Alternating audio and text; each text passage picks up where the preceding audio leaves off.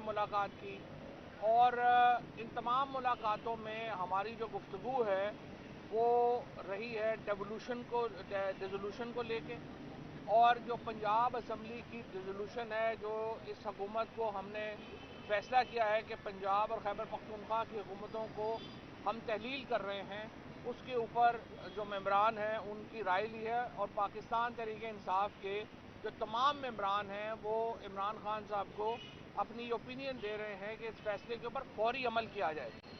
और इसलिए हमने हमारे जो इत्तेहादी हैं PMLQ के दोस्त, उनको भी हमने ये कन्वे कर दिया है कि तहरीक इंसाफ ये असम्बलियाँ तहलील करने का इरादा रखती है, और इंशाअल्लाह ताला जो टाइम फ्रेम है वो यही है, यही दिसंबर में ही हमने ये फ़ैसला किया है कि असम्बलियाँ तहलील होंगी हर सूरत में।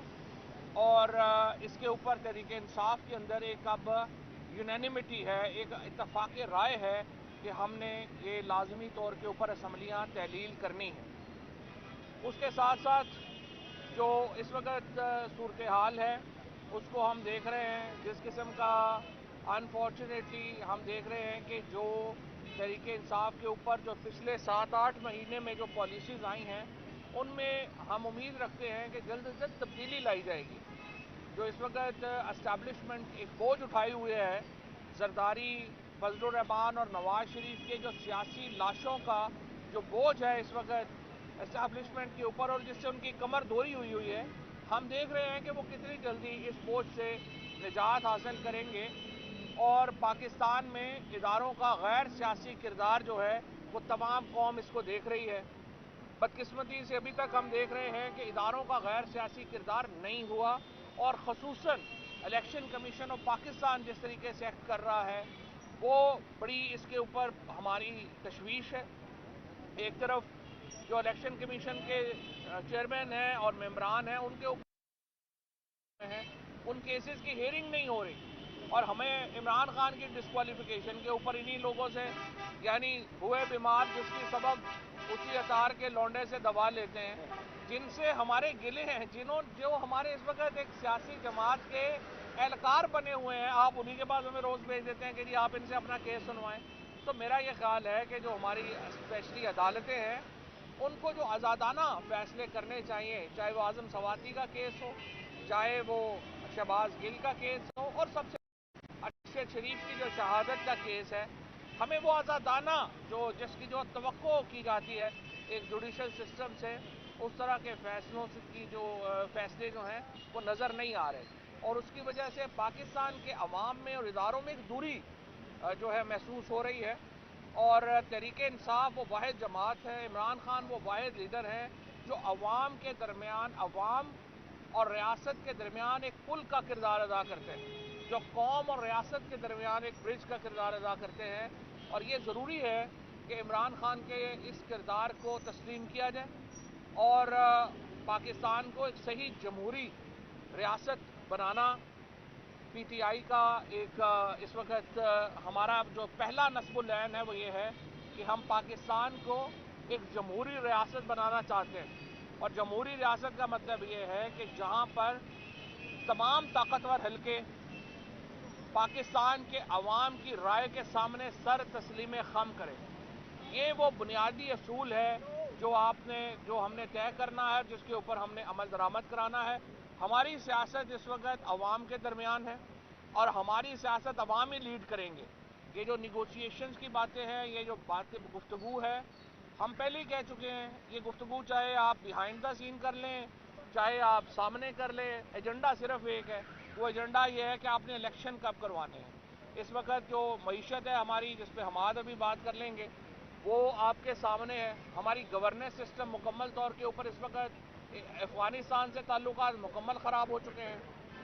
दूसरी तरफ हिंदुस्तान इस वक्त दोबारा जो पाकिस्तान के ख़िलाफ़ एक रिशा दवानियाँ हैं वो शुरू कर चुका है। जो हालात है हमारे वो आपके सामने हैं, लिहाजा हम चाहते हैं कि जल्द से जल्द इंतखाबात हों और मुल्क पाकिस्तान के मुंतखब जो लोग हैं उनके हवाले किया जाए। हमारे साथ जी बिस्मिल्लाहिर्रहमानिर्रहीम। सबसे पहले तो ये कि आज लाहौर की मुख्तलिफ मार्केट्स के ताजर रहनुमा और ताजर नुमाइंदगान इमरान खान साहब से मिल के गए हैं, اور جو منڈیوں کے اندر اور معیشت کے اندر بے چینی کی صورتحال ہے اور تباہی کی صورتحال ہے، اس سے عمران خان صاحب کو آگاہ کیا. جگہ جگہ مختلف انڈسٹریز کے بند ہونے کی اور ورکرز کو اور لیبررز کو فارغ کرنے کی اطلاعات سننے میں آ رہی ہیں. میں واضح کرتا رہوں کہ اتنے برے حالات کورونا کی وبا جب پاکستان پہ آئی تھی تب بھی نہیں ہوئے تھے جو پچھلے 7 ماہ میں ہو چکے ہیں. جس ریٹ پہ اسٹیٹ بینک آف پاکستان اور حکومت پاکستان ڈالر کا اناؤنس کر رہی ہے، اعلان کر رہی ہے کہ یہ ہمارا ایکسچینج ریٹ ہے، اس ریٹ پہ ڈالر نہ انٹر بینک مارکیٹ میں فراہم ہے نہ اوپن مارکیٹ میں دستیاب ہے. آج خام مال خریدنے کے لیے اور اسپیئر پارٹس خریدنے کے لیے تاجروں نے اور صنعت کاروں نے خان صاحب کو بتایا کہ ہمارے ایل سیز نہیں کھل رہی، اور اتنی بے چینی ہو چکی ہے کہ سمجھ نہیں آ رہا کہ آگے کا راستہ کیا ہے. اس کی وجہ یہ ہے کہ جنہوں نے راستے کا تعین کرنا ہے، جو مسلط ہو کے آئے، بڑے شوق سے آئے، انہوں نے ابھی تک معیشت کے حوالے سے کوئی راستہ نہیں دکھایا، کوئی راستہ انہوں نے نہیں دیا. ہاں، اگر ہمیں کوئی راستہ نظر آیا ہے تو ان کے کیس بند ہونے کا راستہ نظر آیا. پہلے جن کیسز کے اندر تمام گواہ جو تھے وہ پرسرار طریقے سے مار دیے گئے یا فوت ہو گئے یا قتل کر دیے گئے، اب ان کیسز کے اندر لوگوں کو باعزت بری کرتا ہوتے نظر آ رہے ہیں. اور ایسے لگتا ہے کہ ریس لگی ہوئی ہے کہ پہلے حمزہ کا کیس ختم ہوئے گا، سلمان کا ہوئے گا، مریم کا ہوئے گا، نواز شریف کا ہوئے گا، اسحاق ڈار کا ہوگا. بس آپس میں ان کی ریس ہے اپنے اربوں ڈالر بچانے کے لیے، اور ملک پورا اس وقت ایک تباہی کا منظر پیش کر رہا ہے. اور آگے کا کیا راستہ ہے، اس کا راستہ نہ ان کو معلوم ہے نہ اس میں ان کی کوئی دلچسپی ہے. جس دن حالات بالکل ہی بے قابو ہو جائیں گے، کیس ان کے بند ہو چکے ہوں گے، یہ واپس اپنے ایون فیلڈز میں، اپنے سرے کے محلات میں اور اپنے ایمریٹس ہل کے اوپر جو گھر تعمیر کیے ہوئے ہیں وہاں پہ جا کے ایک پرسکون زندگی گزاریں گے. جبکہ میں اور آپ جن کا جینا مرنا اس ملک میں ہے، وہ ہم یہاں پہ بیٹھ کے جو ان کی تباہی کے اثرات تھے وہ ہمیں سفر کرنے پڑیں گے. تو حالات، خطرات جو ہیں وہ بہت زیادہ بڑھتے جا رہے ہیں. معیشت کے لیے بڑھتے کیا جا رہے ہیں، خطرات تو شروع ہو گئے ہیں. اور میں یہ توقع کر رہا ہوں، خدا نہ خواستہ اللہ کرے کہ ایسا نہ ہو، لیکن بالکل جس طرح سامنے یہ نظر آ رہی ہے، نہر نظر آ رہی ہے، اس طرح مجھے نظر آ رہا ہے کہ چیزوں کی قیمتوں جو قیمتیں ہیں ان کی ہر چیز کی قیمت بڑھنے والی ہے اور ہر چیز کی شارٹیج بھی آنے والی ہے. کیونکہ آپ کا امپورٹر، آپ کا صنعت کار، آپ کا تاجر اس وقت کچھ امپورٹ کر پا نہیں رہا، چاہے وہ خام مال ہوئے، تیار مال ہوئے، اسپیئر پارٹس ہوں. ان ساری چیزوں کا اب ایک آپ سمجھ لیں کہ ایک بحران آ چکا ہے پاکستان کے اندر. اور ہمارے کسی منسٹر کے پاس کوئی پلان نہیں، نہ اس کے اندر کوئی، نہ ان کے پاس کوئی پلان بنانے کا ابھی تک انہوں نے اندیشہ بھی نہیں دیا. تو یہ میں سمجھتا ہوں کہ ایسے حالات پاکستان میں شاید کبھی جنگ کے دوران بھی نہیں آئے جو معیشت کے آج حالات اس فاشسٹ حکومت نے اور اس جابر حکومت نے اس ملک کے اوپر جو ظلم کیا اس سے آ گئے ہیں.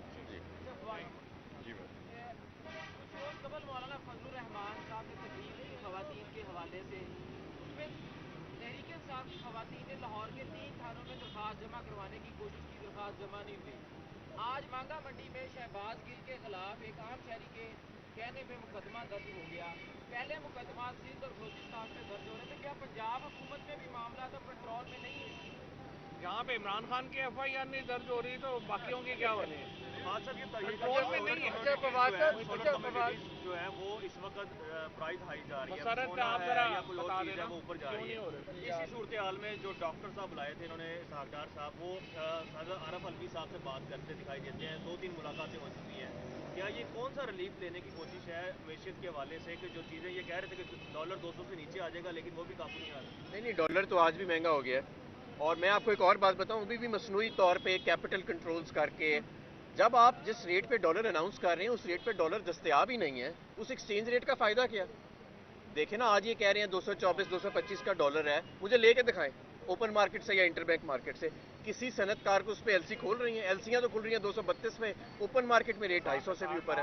$500 لے کے دے تو میرا خیال ہے وہ میرا یہ خیال ہے حماد صاحب کو جو ہے میں نے یہ کہا کہ ڈار صاحب کو کہیں کہ $500 اس ریٹ پہ لے کے فواد صاحب، پاکستان تحریک انصاف ایک بڑی سیاسی جماعت ہے، تو جو اسٹیبلشمنٹ کی نئی قیادت آئی ہے اس کی جانب سے بھی کچھ مثبت پہلو، مثبت چیزیں سامنے نہیں آئی؟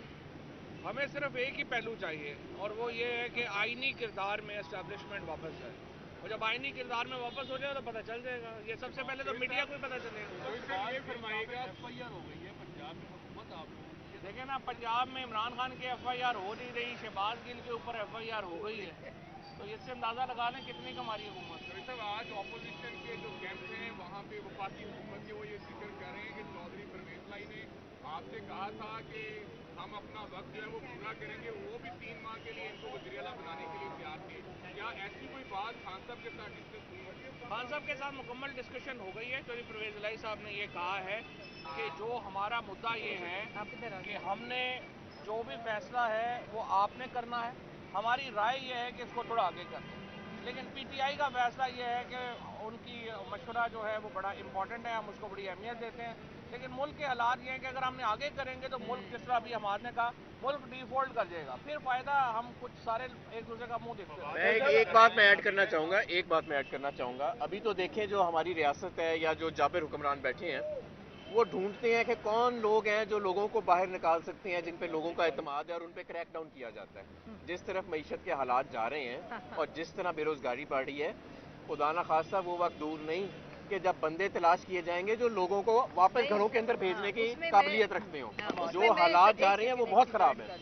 उसमें मैं सिर्फ 2 चीजें ऐड कर लूँ, 1 सेकेंड कि मैं हमाद भाई की बात को आगे बढ़ाते हुए कि 8 माह के अंदर इस तजर्बाकार टीम ने 2 करोड़ लोग खते गुर्बत से नीचे सिर्फ लेके गए हैं और 8 माह के अंदर 22 लाख लोगों को बेरोजगार किया है। और मौलाना की बात का मैं जवाब दूं कि एक तो मैं आपसे रिक्वेस्ट करूंगी कि जिसकी भी माँ बहन बेटी है इस शख्स के नाम के साथ मौलाना लगाना छोड़ दें।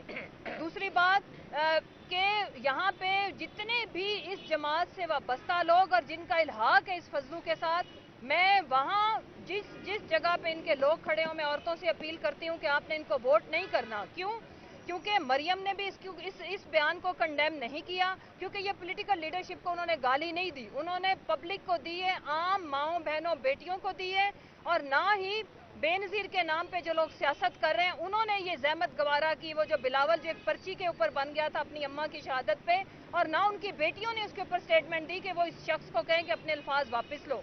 जहाँ तक रहेगी FIR अवाम हर रोज इनके खिलाफ दर्ज कर रही है, उसको वो स्टैंप करेगी। इंशाल्लाह बहुत सारी FIR रजिस्टर होंगी, जिस दिन जरा इलेक्शन कराएं फिर इनको बताएंगे। साहब आप ये तो बताइएगा,